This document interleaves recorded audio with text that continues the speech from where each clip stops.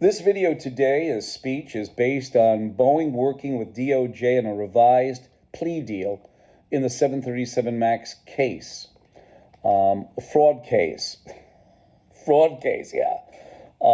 As Kelly Oberg, CEO, was talking about. And let's go right to it because it may be a little bit long, but I want to get through this quickly so you can hear it all. One and done, the truth about Boeing, the government, and the certification scandal that put lives at risk. My name is Daryl Guberman, and I've worked in quality assurance and manufacturing for over 40 years. I am also a Boeing shareholder.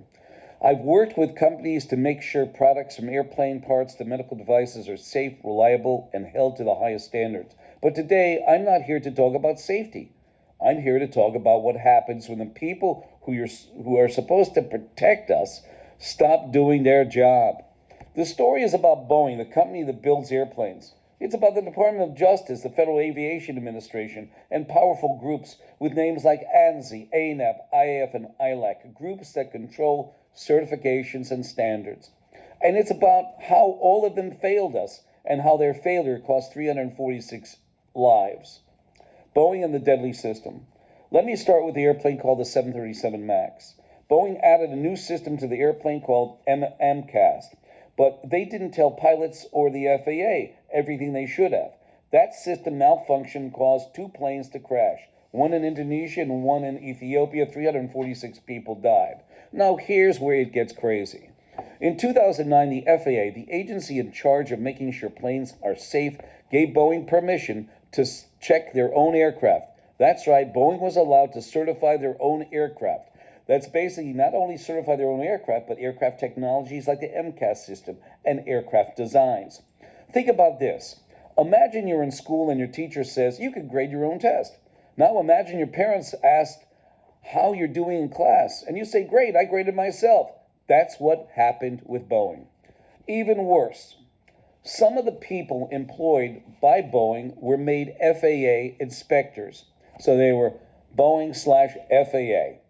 And they were getting paid by Boeing, not the government. Their job was to report problems. But their first loyalty, ladies and gentlemen, you should know, was to Boeing. That's what it is. That's not safety, that's a setup. And if you have a Boeing/FAA employees on board getting paid by Boeing, that means that every CEO was both a Boeing and a de facto, which means they are the FAA administrator. Certifications and fake security. Now let's talk about something called certification. When you see a certificate, whether on an airplane part, a building, a food product, it's supposed to mean this meets the rules, this is safe. But if the people giving out those certificates are not really independent, what if they just are part of a big club, giving each other gold stars? That's where groups like the American National Standards Institute, ANSI, and the American National Grading Board, ANAP, come in. These groups certify companies, and they also help create the International Accreditation Form, which is it's incorporated in Delaware. It's an association of accreditation bodies, both national and international. Their sister organization, ILAC, the International Laboratory Accreditation Cooperation, is in Australia, and they are equivalent in accreditation to ANSI, ANAP, who are also underwriters for those two companies, IAF and ILAC, and the accreditation bodies within them, national and international. You got that so far? Which means that they take full legal responsibility over, both systematic and product failure. They all agree basically to treat each other's certificate as equal, like a handshake saying, we trust you if you trust us. But here's the scary part, ladies and gentlemen. The DOJ, Department of Justice, the FDA, DHS, and Department of Commerce all these agencies these government agencies are also not only members of ANSI ANAP, but they are paying customers, meaning they give money to these private organizations, ANSI ANAP, while also working for the government. Isn't that nice? Double pay and broken laws. We found out that some government employees who sit on ANSI ANAP got paid by these organizations on top of their government salaries. One person from the Department of Homeland Security was making $262,000 from ANSI ANAP, and another from NIST, the National Institute of Standards and Technology, which is part of the Department of Commerce, $120,000 plus its government salary. The laws that they may be breaking are these. 18 U.S. Code 209, which says government workers can't get paid by private companies for their official work, and 5 CFR 2635.502, which says you can't make decisions if you're too closely connected to people involved. Think about this, ladies and gentlemen, please. Here's an example. Imagine a referee in a football game who also gets paid by one of the teams. Do you really think that game is fair? Boeing's big lie. Now here's the punchline. Boeing for more than 20 years was not certified under AS 9100, which is the main quality standard for aerospace.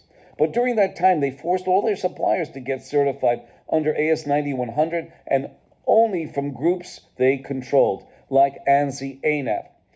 That's like a teacher telling the students, you all need permission slips to go on a field trip, but the teacher never fills out for herself and writes everyone's permission slips using her own fake rubber stamp. Boeing only started working on their AS 9100 certification in August of 2024, probably so they could say, see, we're official too. But if they get it through ANSI ANAP or their international twins like IAF and ILAC, it's just the same broken system. As one supplier told me many years ago, and many told me, you got to pay to play with Boeing, and that go unbelievable.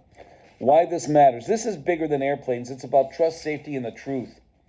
When people in power cheat the system, when the government workers double dip, when companies write their own report cards, and when lives are lost, we must speak out.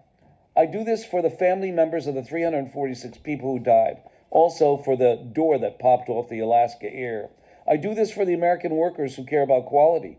It's time for us to ask, why is Boeing working with the DOJ on a deal when the DOJ is part of the very system that allowed Boeing to cheat? Why does the FAA let Boeing inspect itself? And why should we trust any certification, especially from ANSI ANAP, when the people handing them out are paid by those they're supposed to oversee? If a piece of paper is just a show, it's not a certification, it's a license to lie. Let's fix this problem, this broken system, or another tragedy before one takes place. Ladies and gentlemen, the problem with Boeing. In July of 2002, they came out with a supplier bulletin that said, Boeing, you send in your AS 9100 as long as it's ANSI ANAP accredited. In 2003, October, they came up with the Heads Up 22 from ANSI ANAP that said you must be if you are AS 9100, you cannot refuse to be put on the Online Aerospace Systems Information System called OASIS, which is run by the International Aerospace Quality Group. You got that, right? Also, on their supplier portal, it says third-party registers must be ANSI ANAP or internationally equivalent. And then we have the issue with Boeing sitting on the website of ANSI ANAP, the page which is called Management Committee, which Boeing, along with some other companies, can grant, suspend, and withdraw certification. Those two documents from April and July, okay, those two supplier notifications, the one on special processes for heat treat, welding, etc., and they say we're having this certification, we can get rid of redundant inspection. Ladies and gentlemen, don't you want a redundant inspection? It's like this. Here's a pen. I look at it, I send it to John, and then we send it to Sally, and she bags it up. That's a redundant inspection. What they're doing is heat treatment, throw it in a box, and ship it out. That's not a redundant inspection. That's basic, okay? That's basic. So what they did is they said they're getting rid of redundant inspections, send in your certs, send in your parts, we're done. Your AS 9100, send in your parts, send in your certs, and we're done. And Boeing gave that up. By the way, in August of 2024, ANSI ANAP took Boeing down and that web page down off of their site because of my exposure. In January 2025, Boeing took those two documents down, the supplier bulletin of April and July of 2002. Why? Because in those documents it says, if need be or need arises, and we're getting rid of redundant inspection. Unbelievable. I thank you, ladies and gentlemen. 203-556-1493. Thank you.